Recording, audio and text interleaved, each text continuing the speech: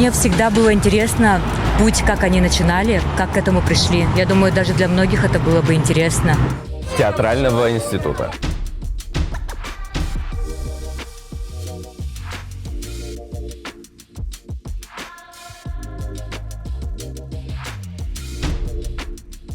Хотел бы я задать вопрос актеру дубляжа насчет того, как он вливается в свою роль. Именно как он все это понимает, воспринимает и какое у него психологическое состояние при этом.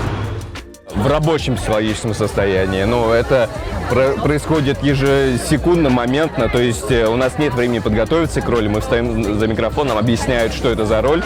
И мы должны сразу в это впрыгнуть. Как стать официальным голосом иностранного актера? Начать его озвучивать. Если ты озвучил его раз, два, и у тебя получилось это очень хорошо, то в какой-то степени будешь официальным.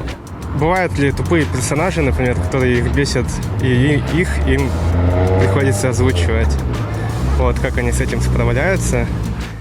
Бывало, но так или иначе каждый персонаж индивидуален, и его интересно озвучивать. В этом и прелесть этой профессии, что постоянно что-то новое. И даже если он раздражающий, все равно это в новинку. Поэтому это в какой-то степени интересно, приятно.